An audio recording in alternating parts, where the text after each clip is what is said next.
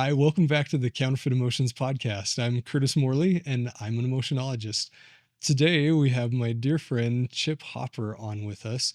Chip is amazing. He's helped write several books, probably many that you've read, and he's also just an amazingly deep thinker. One of the most connected people you'll ever meet, and he's just a dear friend. So I'm excited to jump into the conversation and want to thank you for joining us on the journey in finding peace in authenticity. So, Chip, thanks for being on the show. Thanks for having me. And absolutely, that was a fantastic introduction. I should put you on every stage I go on to introduce me. But I do very much enjoy our deep conversations and really love the framework you put together with counterfeit emotions. I think it's something that will really impact the world, and excited to have a conversation with you about stuff on it. So. Thank you. Thanks so much. And I'm excited to have you here because you're one of the people that I love having these conversations with because I know we can get deep. I know that it's not going to be a surface conversation. It's not going to be how's the weather? It's going to be like, okay, let's figure out the mysteries of the universe. I love it. Yeah. So good. I love that part of it. And going to your professional background, like I think one of the reasons that you can go deep is because you have either written or helped write so many books that are not just, the fun teen fantasy novel, but the deep books. Right. And I know you can share some of those. I know there's some you can't share, but just kind of introduce the users to who is Chip and your background in the book world and what that has done to shape where you are today. Yeah, I love that. I have been very, very blessed with the opportunity to work with so many amazing humans and sit down with them.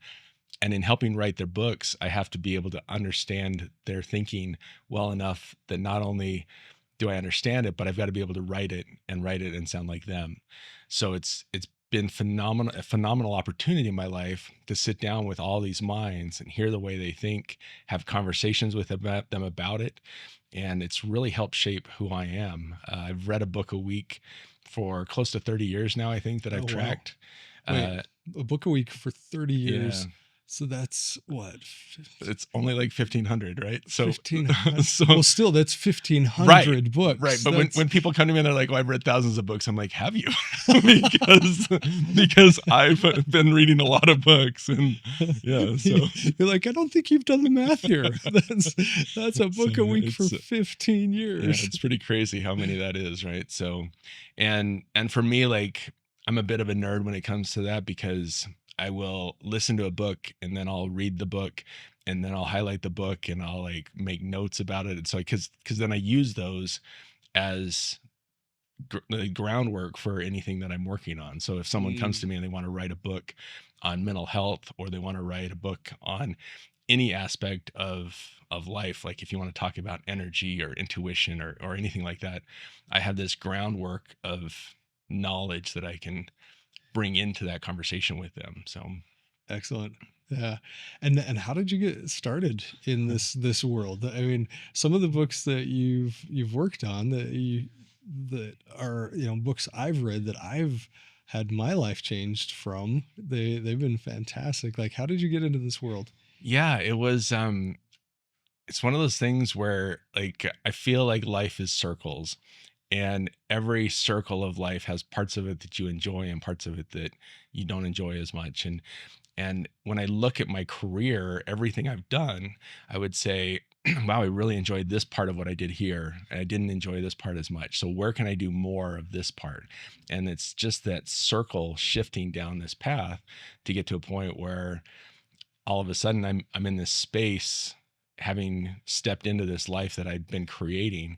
And now I look at it and there are parts of it that I'm like, oh, wow, I see that I created something that I don't necessarily want now, but there's so much beauty in it because, from a very young age, I fell in love with the human body, the way it worked. I've always felt connected to energy.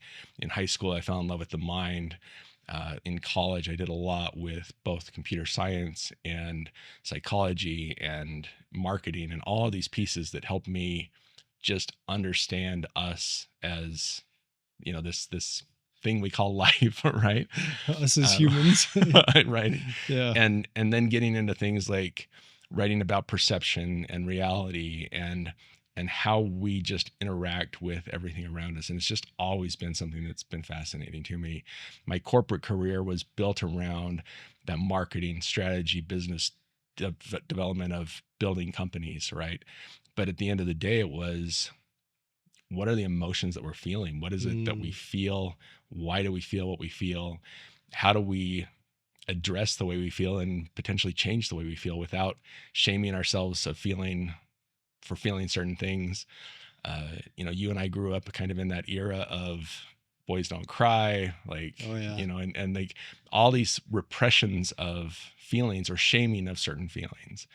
And I really feel that one of my missions is to help people live fully in themselves, to be present, to be kind, to understand themselves and to love themselves.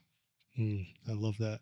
And I feel that. Like I feel that when we're together, right? It's easy to see that that's who Chip is. And I feel the same things from you. Like, you're an amazing individual, and that's one of the reasons I love every time we go to lunch. It's just fantastic. It is. I leave fulfilled for the day, and I'm just like, that was amazing. I love that. And thank you for being willing to go there, being willing to get vulnerable and have those conversations. In 1,500 books, how have, like, what are, if you were to say, I know this is a totally unfair question, but we'll separate I it love into unfair two questions. categories. We'll separate them into two categories. One is, what are the books, like if you were to pick the top 5 books that had the biggest impact on your life of the ones you've read, and then we'll ask the same question on the ones you've helped write. Yeah. Um, I might need to lump all those together because I don't know if I can like speak about the ones that Okay, the ones that I've written that have had the most impact. I'm not able to really talk about publicly. specifics on those. So, but in general, the books that really impact and resonate with me are books that stand on the shoulders of giants and bring something new to light. Um, for example, when you and I talk about counterfeit emotions, to me, that is a concept where you are taking the concepts of giants, of multiple giants, and bringing together something and proposing a new framework on top of that. And for me, those are the types of books with the greatest impact. Books like Atomic Habits by James Clear is a fantastic one. Oh yeah. Stephen Kotler, The Art of Impossible. Stephen is a good friend and someone I've worked with a number of times, and he just has this ability to see things with a clarity that is just beautiful and brilliant.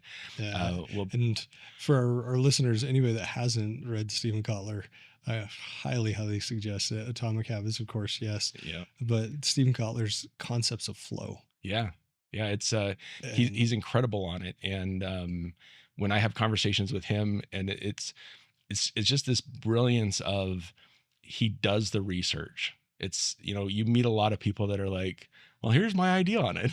Right. yeah, yeah, yeah. Well, Steven says his idea, and then he goes and finds 5 top experts to speak to about it, and then 5 other books to read about it. And then he's got this whole process of how he goes about gaining the knowledge that is out there and Mm, bringing it together and synthesizing it away. And one of the things that he does incredibly well is he can take complex ideas and speak about them simply, right? mm. Like Einstein often said, if you can't explain something simply, then you don't understand it. Yeah, Right. yeah, yeah. And that's really, Steven's able to do that really well. I like Joe Dispenza is another one of my favorite Oh authors. yeah. Becoming Supernatural is a great book. Breaking the Habit of Being Yourself is just a phenomenal book. Brianna Weiss has written incredible stuff. One of my favorite books by her is 101 Essays That Will Change the Way You Think. I haven't And read that oh one. my gosh, she just like I dives have. into like so many, like, it's just like meat after meat. It's like you almost can't come up for air, and you have to read just a few You need a break in a few of them between. before you move on to the next, because she just has this life and legacy of bringing these things together, right? um Yeah, and so many great books like that. Perception, seeing is not believing, is one that I had an opportunity to work on, which talks about the way that we see reality. Right, Hmm. it's built on a number of other books, but in essence, it is that we see ourselves a certain way and we see life a certain ways. We see it through our lens, and no one else sees us the same way we see ourselves. No one else sees through the same lens that we have. So we are literally living in a multiverse. The you that I know is different than the you that he knows or the you that anyone else knows. And when you're able to like bring that into your acceptance, then you realize that the life you're living, the story you're creating is yours for the making, and you can do anything with it. So those are my favorite types of books that actually help you expand to this idea of, wow, I am able to make this difference. Yeah. I love that. I love that. And this idea of living in the multiverse, that it's all about perception. Yeah. And each person's perception is not only different from their own eyes, but different from where they stand. Yeah. That I remember a while back, especially during all the political everything that was going on.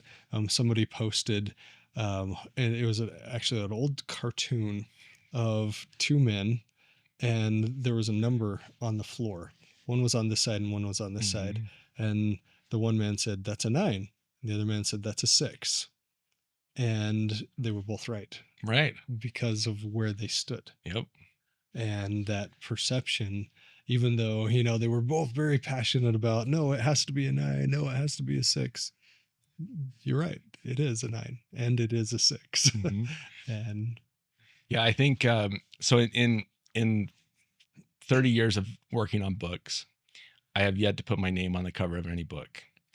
And I'm actually working on I've worked on several of my own and like gotten them to certain spaces, but the one that's really resonating with me of getting across the finish line, I've actually titled it Truth is Relative because mm, of that very point, right? Einstein talks about time and space being relative. I also think truth is relative because truth is how we perceive it. And are there truths that become bigger truths? Like I look at it in like little t truths, which are our personal truths that we have around us, and big T truths that are universal truths. Are there universal truths, and what are those, and how do we move closer to those, right? mm, What's interesting is that we have so many people that believe that they found like these universal truths, yet their universal truths are different. It's very similar to that 6 and the 9, right? mm, Because they have, often it has to do with where they were born, the religion they were brought up in, or they're things that have brought them to that point. And for me, trying to come at it from the concept of truth is relative really allows you to say, can I step back from this and see it differently? One of the analogies I love to use is when you look at the sun from Earth, and you can say, well, obviously the sun rises in the east and sets in the west. That is a truth here.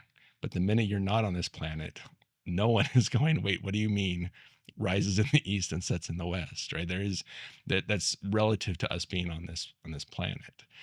Is it still true? Absolutely. But truth then can shift based on where you're perceiving it from. mm. So all about perception. Yeah. That's fascinating.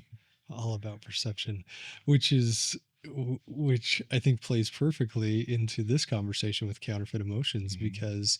um, because my whole life I perceived pain as bad. Yeah. That pain is bad. It means either I'm bad, my situation's bad, my choices are bad. There's something bad associated with pain. And it wasn't until I felt the most extreme pain of my life that the paradox opened up, and I saw that pain, although it hurts, is not bad. And I had had the perception that pain was on one side of the wall, joy and love were on the other side of the wall, and that pain and joy, they don't mix. Pain and love, they don't mix. But my perception was wrong. This side of the wall is not pain. This side of the wall is misery. Mm. Misery, by definition, is the absence of joy. This side of the wall is misery, and I was choosing to bury my pain under the misery versus elevating and honoring it on the side of joy and the side of love. Oh, that's so powerful.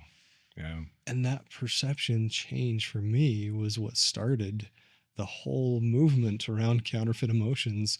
Was that dyad, that pair of emotions, was pain and misery, and understanding, wait, misery is the counterfeit of pain. Pain serves me. Pain helps me. It hurts. Don't get me wrong. Hmm. I'm not going to minimize pain in any way, but pain is so important, and pain is inevitable. Whereas misery is a choice. Yeah, absolutely. I have dug into the pain thing quite a bit myself, right? Because pain is something that we often shy away from, even though it's where a lot of the growth happens. And so much so that I've looked at it from the standpoint of, if you go to the gym and you work out, your muscles, you actually create pain. That's how you create that You growth, right? create pain. Yes. And I look at it and I Yes. say, okay, I could go to the gym by myself and lift randomly and do different things, and I'll have the pain and I'll get the growth. But is there a way that I can do that better? Yes, with a trainer that can help me get the right pain for the right growth. And I've often looked at that with the pain, the other pains that we feel, like our feelings. Mm, Is there a way that we can feel those pains to get the growth that we need, but do it in a better, more productive way than just suffering through it longer, if that makes sense? And so yeah. that's always been kind of a fascinating topic to me, of how can I still have the pain but not have to sit in it as long Yeah. to get Yeah. what I need from it. And I love, so my Patty and I, we just went to Yellowstone Hmm. this last week, and we were hoping to see more, but we did see a few bison, and I love the analogy of the bison, is that if you look at the difference between a cow and a cow, when they see the storm, like a herd of cattle, they will run from the storm, Hmm. and the storm overtakes them and they continue to run, and they travel with the storm. Whereas buffalo, when they see the storm, the bison will turn around and they'll head straight into the storm. They will face the pain, they will face the storm, and they will barrel right into it, and the storm goes overhead and it's done. Whereas the cattle go with the storm Right. and are engulfed in the storm, and they continue with the storm. And I think that that goes with so many emotions, right? uh the emotion, one of the emotions that I often speak to people about is jealousy. And Mm, to me, there is nothing in jealousy that isn't self-centric, right? You're not jealous because you love someone more. It's an internal issue that you have, because if you truly love them more, you would want them doing what they want to be doing, right? You wouldn't be jealous that they're doing something that makes you feel bad inside. Yet often people will completely push that away. They'll be like, I shouldn't feel jealous, try and push it away, or I am jealous and I'll let it rage within me. But if you can look at it and go, oh, hello, jealousy, I'm going to step hello. to you, right? And I'm not going to judge you. I'm going to say, what is it that I'm feeling? Why is it that I'm feeling it? And lean into that storm and be able to dance with it and realize that either you don't need it, or it is something you need to shift in your life, or it's something you need different in a relationship. But if you can like lean into those emotions without judgment, but just acceptance and awareness, and breathe it in and say, what am I feeling and why am I feeling? That's where you can actually make a shift in the way you feel. I think some people often try and do, and it would be the cattle, right? I'm Mm, always going to be happy. I'm always going to be happy. I'm not listening to yeah, what's coming here, and the emotions that they don't want run with them, just like the cattle are running with the storm. yeah, yeah.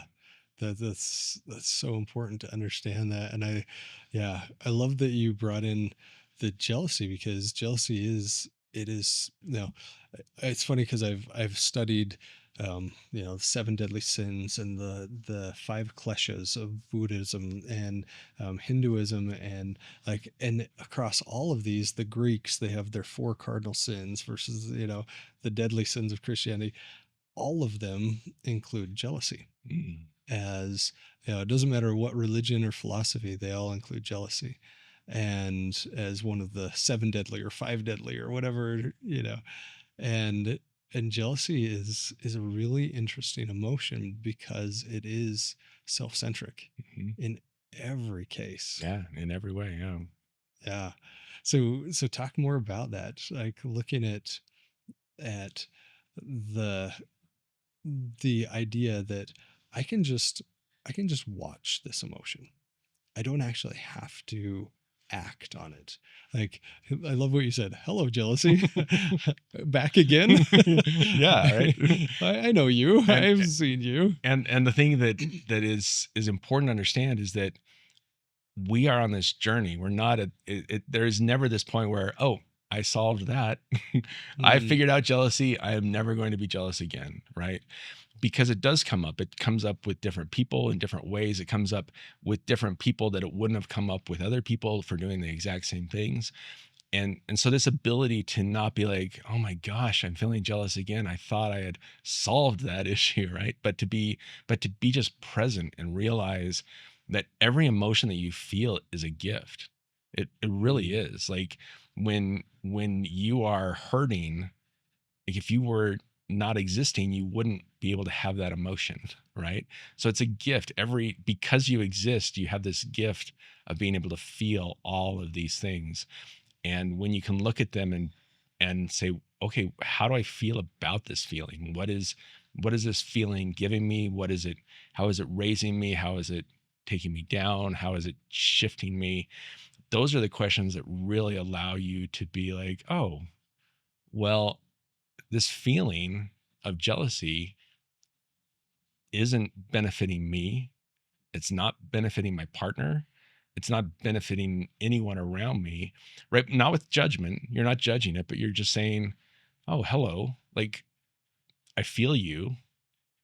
And I realize that feeling you is not something I have to do. It just happens to be what I've conditioned myself to feel like I need to feel, right? And instead we create all these boundaries of, well, you can't text anybody, you can't have any Instagram models you follow, you can't do this, because I want to shield myself from having to face my own jealousy, rather than saying, I mean, Mel Robbins does a great job with let them, the let right? them The theory. let them theory, right? Yeah. Like if you can get to the point where you take that and you look at their actions, and instead of saying, that's making me jealous, I'm going to try and build a cage to keep you from being you so that I can be happy, right? I'm Yeah. going to let you. And if in letting you it makes me feel not as good about myself, then maybe I need to either evaluate myself, or maybe we're not right to be together. I think so often we fall in love with an individual based on who they are, because they're this free spirit, or this beautiful bird that's flying around, and without intending to, we say, come here and sit in my cage. Mm, Right? Because mm, we're like, I love this so much, I just want to keep it. yeah. And that to me is a core element of jealousy, right? When you first meet them, you're not jealous about them being what you love. You're attracted to them because they are what you love. But then you start to want to just have that for yourself. And so I think the more that we can just look at that in ourselves, the more we can really freely sit in what I believe really is love. Um, I think most of what we define as love, we measure love in terms of fear, which means I love you, and the more I love you, the more afraid I am of losing you, Mm, right? And mm, when you look at love in that terms, and you're like, oh my gosh, I'm so in love, I would be broken if this were gone. That's a fear-based love, yeah. right? So, Yeah. And one of the dyads in counterfeit emotions is connection versus attachment. Mm-hmm. And when people see Patty and I together, and they're like, "Oh, you guys have such an amazing relationship," all that stuff, and when I share with them that I don't feel attachment to Patty, they're blown away. They're like, "What? You don't feel attached to Patty?" And I say, "No," and she doesn't feel attached to me, but I've never experienced a deeper connection Mm-hmm. in my life. And the difference is that connection says that I am going to connect to your heart, and I'm going to open my heart to you so you can step in, but I'm not going to put my worth or my value or my future or any of those things in you. I'm just going to be present and connect. I'm just going to spend my energy connecting to your energy and be in that same space without attachment, without strings, without chains, without the cage, without and and if something were to happen to Patty, I would absolutely be so sad. And at the same time, I would be okay. Yeah. And she would be the same. Is because what I've learned is that the other side of joy and the other side of pain, or excuse me, love, is pain. The other side of joy is pain. And I think of it like our capacity to feel, kind of like a balloon. If you were to blow up a balloon, and you blow up this balloon, and on one side of the balloon is written the word pain, on the other side of the balloon is the words love and joy. And oftentimes we say, well, I don't want to feel the pain, so I'm going to let the air out of the balloon, Mm-hmm. and our capacity to feel the pain shrinks. And that word that was, this big is now the size of a thumbnail or a postage stamp. But guess what? So is love and joy. And when we blow up that balloon, our capacity to feel pain increases, but so does our capacity to feel love, feel joy. And when we accept that it's the same balloon, You can't have one or the other. you either feel or Yeah. you don't feel. Yeah. You either numb or you let all of the feelings in. That's when it feels okay to take that deep breath and blow into the balloon so that your capacity to feel all of it expands. And I love what you said earlier about letting go of the judgment on the emotion. We do that to ourselves so often. We say, I'm feeling this. Oh, wait, that's a bad emotion. I shouldn't be feeling this emotion. Right. And we beat ourselves up for it. Yes. And then we're like, oh, I'm a bad person because I'm feeling this. And removing that judgment is so critical to a healthy emotional life, a healthy mental life. And it's being able to say, I feel this. Okay. I feel this. I'm going to just let it come, because number one, I'm not my emotions. Mm-hmm. I am not my thoughts.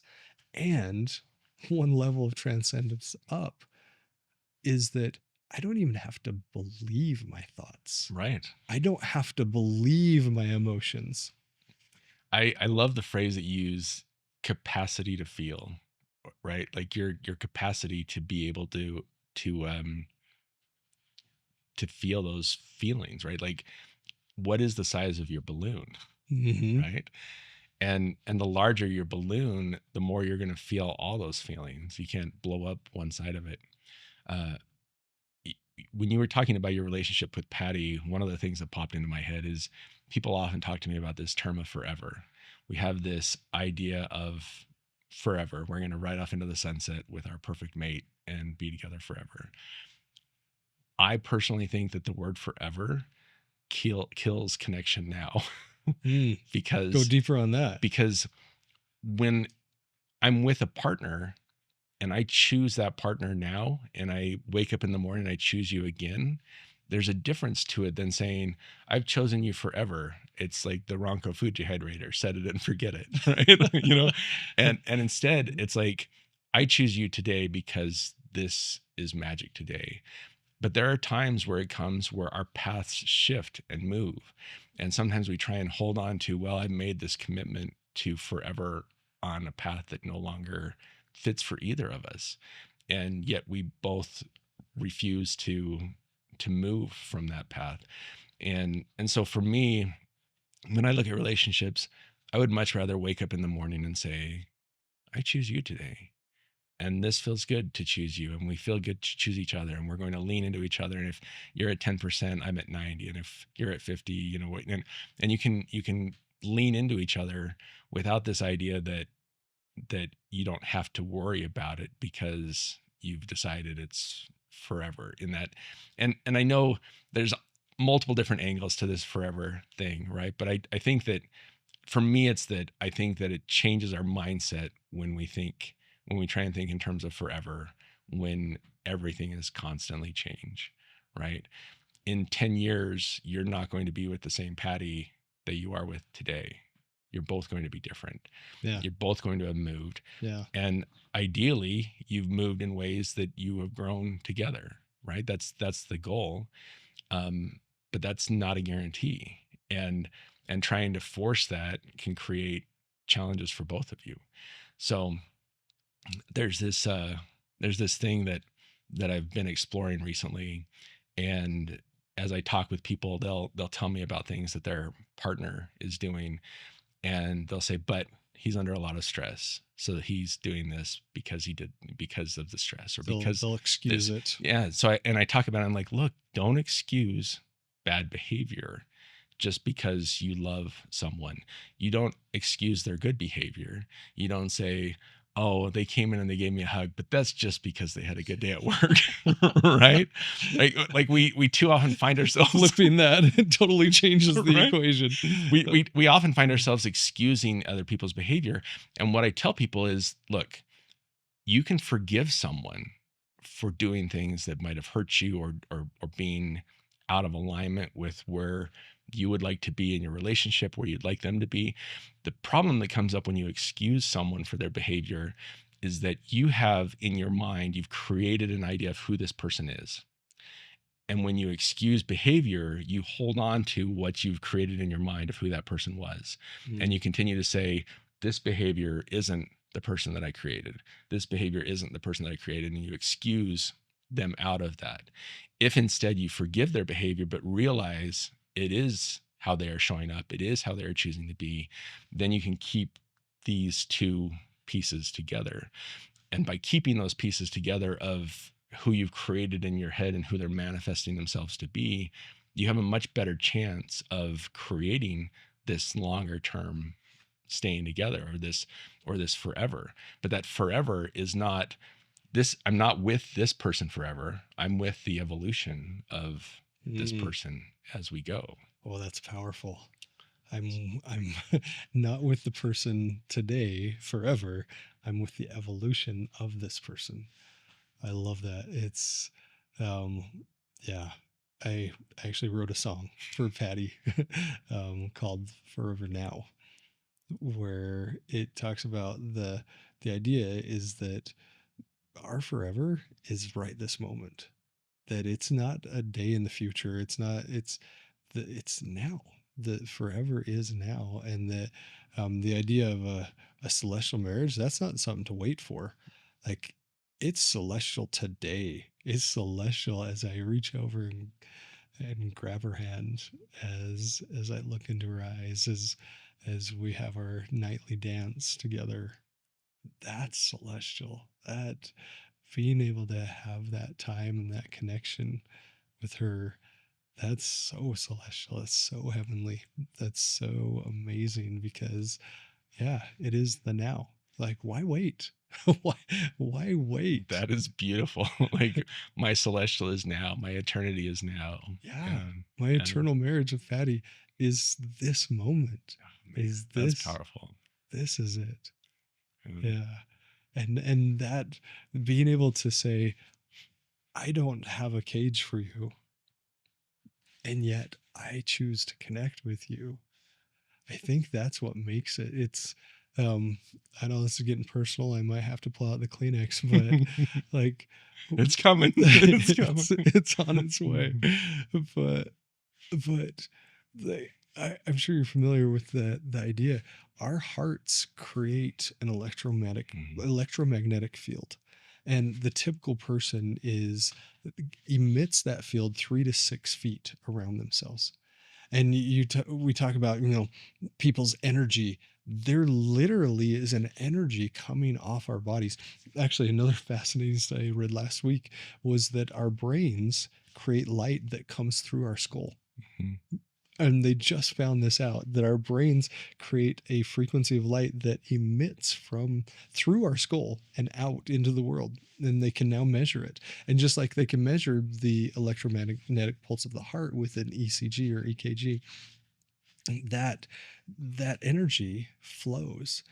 And when I'm able to press my heart against Patty's heart as we sway back and forth at night to a love song, that's the connection.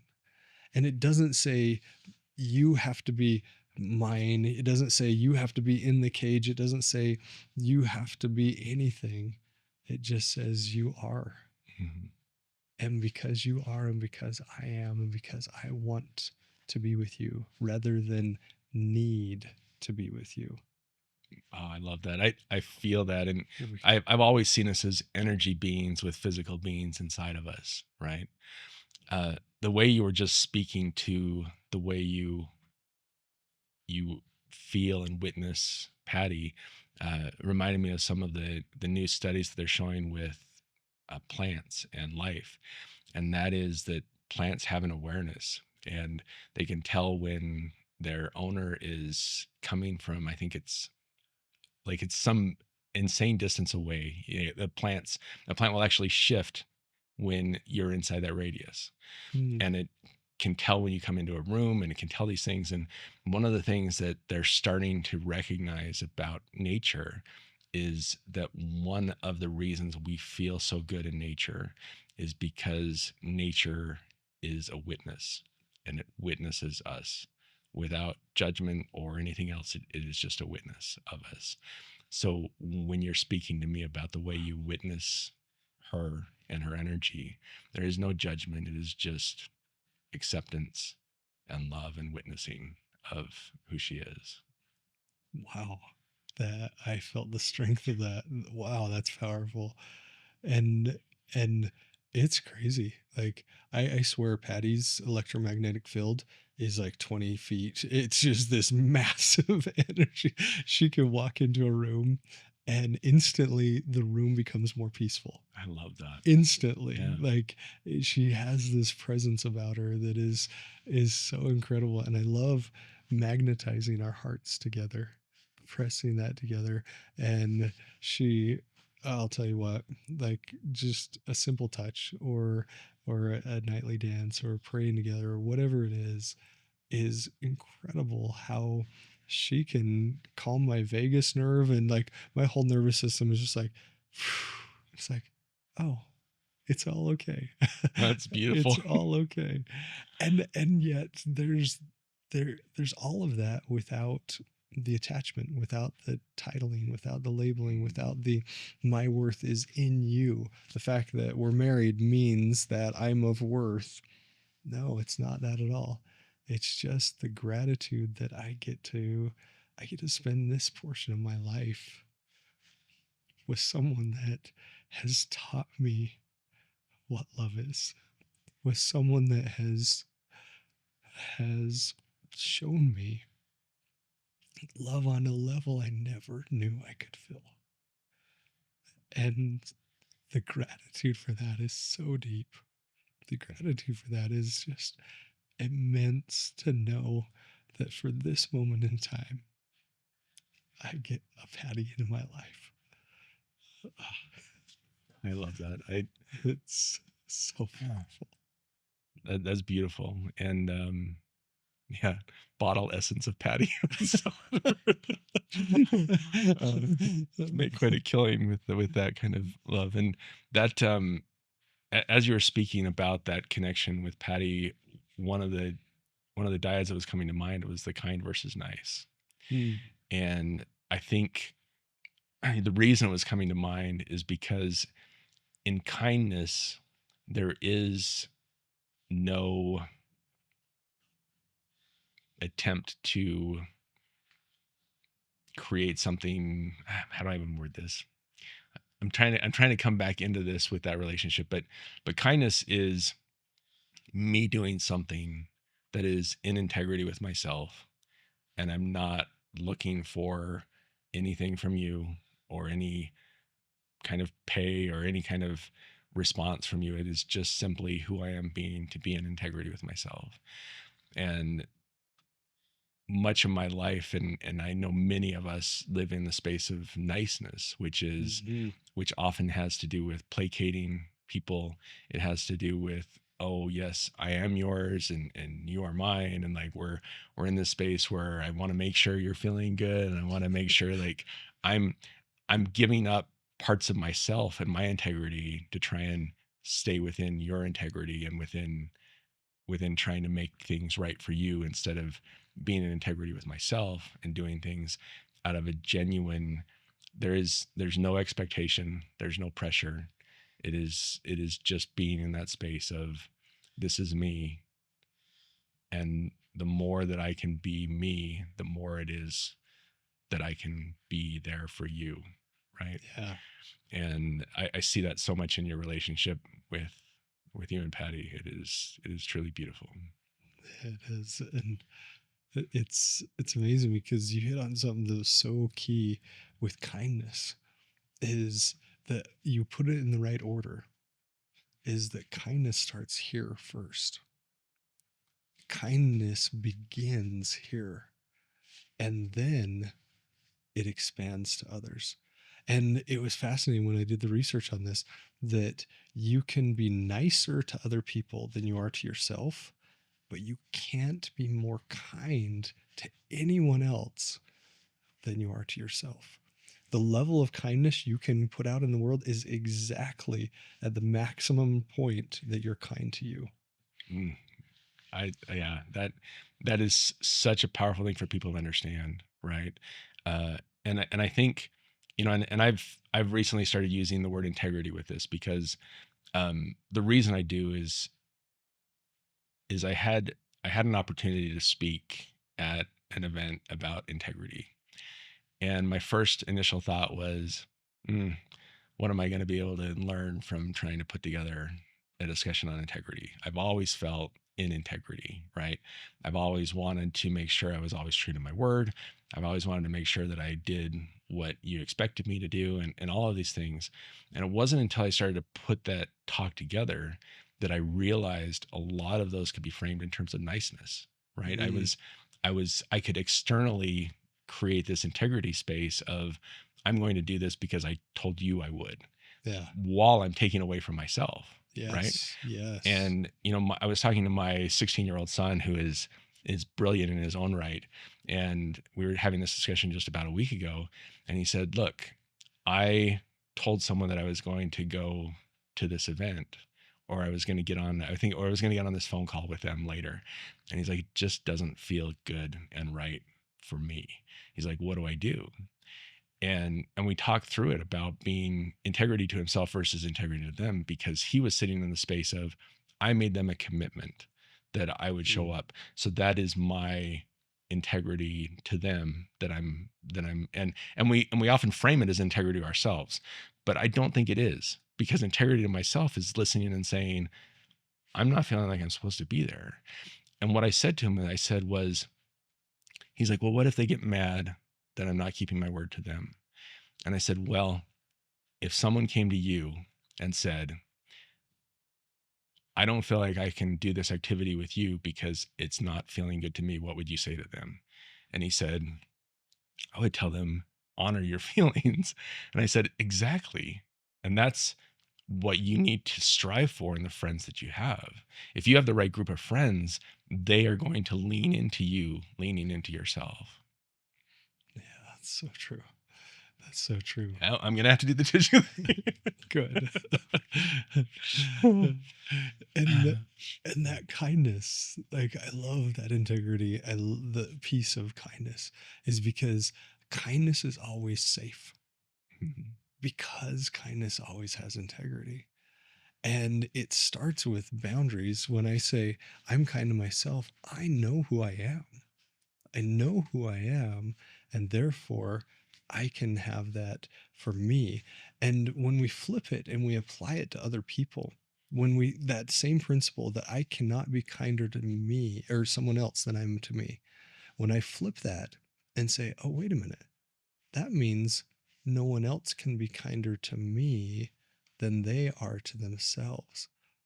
All of a sudden, like this shell cracks open, and there's so much empathy for that person that's treating me poorly or that is doing things. It doesn't mean that the boundaries don't go away. It doesn't mean that I'm not safe. In fact, it's the opposite. It says, now I see you. Mhm. Now I see that the level of kindness you're giving to me is actually the prison that you've created inside yourself. Yeah. And I can have so much compassion and empathy for that. Yeah. I think it also, the more you step into kindness, the more you can identify the difference between kindness and niceness. Yeah. Because again, people can be nicer to you than they can be to themselves, but it doesn't feel like that safety rock, right? Yeah. There's that, like talking about, you talked about the rock of kindness of coming from you, and you can only build as high as you can. It made me think of when the scriptures talk about building on the rock versus the sand, right? Mm, And if you're building on the kindness rock, then people can feel that safety and security in your offer. If you're presenting niceness, then there's always this element of, I don't know why I'm not trusting this. I don't know why it doesn't feel safe, right? right? It, Um, it's the used car salesman, yeah, like the best friend for 10 minutes yeah, until you tell him no, and I'm going to be so nice to you. But it doesn't feel genuine. There's no authenticity in it. yeah, yeah. This is one of the things where, we often talk about how paradox is where you find truth the most, right? Mm, But I think this is one of them where it's hard to give anyone a set of what to look for, because the counterfeit emotions mimic the real emotions. And the reason, for example, the reason what a narcissist does works is because someone who is also genuine and kind can say very similar things, right? It's the reason it works is because they're mimicking hmm. what works, right? Yeah. And so I think that intuition, that ability to be able to not say, well, if you say you love me too early, then you must be this, or you do this or you do that, right? It's really about leaning into what is the emotion, what's the intention, what's the feeling behind where that's coming from, and where is it coming from? Is is it something outside of themselves that they're trying to like do without feeling it for themselves, or is it something that is truly coming Yeah. coming from them? Yeah. That's that's so true because and it's fun as we've been putting the book proposal together for counterfeit emotions. Um, going through and laying out the chapter one, we talk about what is a counterfeit emotion and how counterfeits are not opposites, and it's uncanny.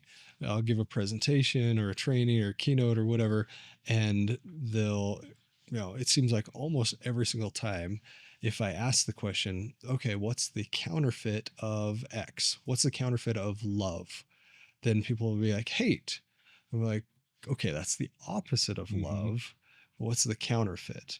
And, go through what's the counterfeit of belonging? Oh, being an outcast. Nope, opposite emotion. Hmm. We're taught our entire lives opposite emotions. Hmm. And they're so far on the other side of the emotional spectrum, it's easy to see. It's easy to see, okay, love says hug, hate says hit. Okay, do the hug, don't do the hit. It's way over here. So easy to see. We're taught that all our whole lives.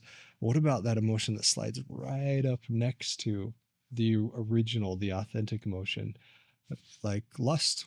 Love says kiss, lust says kiss. And it's so close. There's a whole set of actions or feelings that are right in line with that original authentic emotion that we don't even know when we're feeling the counterfeit. And it's like kind of nice. You know, kind says smile, be pleasant. Well, nice says smile and be pleasant. But what's behind that? With kindness, just like you said, kindness is unattached. Kindness is surrendered. Kindness says, I know my boundaries. I know where I end and you begin. And I know where you end and I begin. And we can connect, but we don't have to attach. Nice always has strings attached. Mm-hmm. Nice is like, I'm going to do this favor for you. And then we create a covert contract. You don't know about this, but because I did this nice thing for you, you better match that and probably do a little more. Or let's look down in subsection 13B. It says, I'll be able to talk behind your back and I'll be able to be passive aggressive and I'll be able to XYZ. And we sign this covert contract with the other person, not even knowing it Mm-hmm. because of niceness. Man. I'm going to be nice. I'm going to be transactional with you versus kind, which says, I'm safe here and I'm going to create safety and love with you. And because of that, we're all safe. That you know that my boundaries say I am not going to, well, one of my boundaries is I don't engage in destructive conversations. Mm-hmm. And it doesn't mean I abandon people, doesn't mean I shun people. It just means that, you know, whatever the conversation is, even if I'm the one perpetuating the destructive conversation, I'm like, oh, that's my boundary. I've got to end that. And so people know that's safe. Like, Right. oh, when you talk with Curtis, you're not going to get into a destructive conversation because that's one of his boundaries. And that's safe. I love People that. understand that. People feel that. And so yeah, it's Yeah. I spent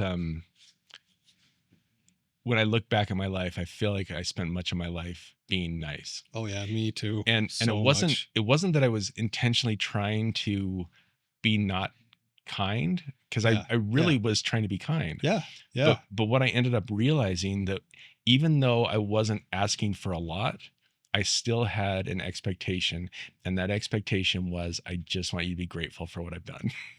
Right. mm. And so I wasn't asking for anything I thought, but when people didn't say, "Oh, Chip, I see you. I see that you're being kind," it actually became niceness because I was doing it so that I would be seen as being nice or right. Like, Yes, so yeah, it's like, it just, and now when I do these actions, it's like I'm unattached from how you're going to respond to my yeah, kindness. Right. yeah, I want, and not always, right? It's just like jealousy. It still comes up sometimes, and I'm like, oh, wow, that was actually more nice than it was kind, right?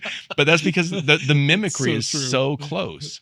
And so I think that as we can learn what it is, that what's the difference between the mimic and the true, that's when we can consistently look at ourselves and be like, oh, I was sliding into nice in that response. Yeah, I can move back to kind, yeah. right? Am I over here helping them move because I'm being nice or because I'm being kind? Mhm. And if I'm doing it because I'm being nice, then maybe I shouldn't be here, or maybe I need to shift why I'm here, Yeah, right? shift that motivation, shift that intention. Yeah, that's so true. That's so good.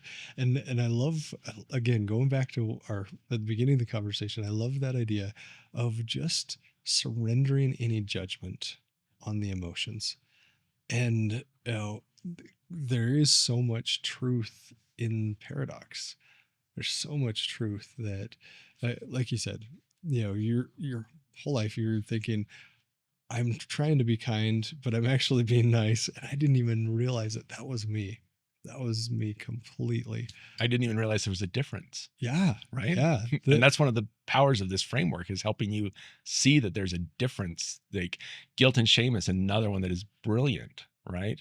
Because so often it's like, I feel guilt and shame. Wait. You don't feel guilt and shame. You feel guilt or shame, uh, right? So yeah, I think there's just so much beauty in the more we can understand our emotions, the more we can actually shift our awareness. yeah, yeah. It's so true.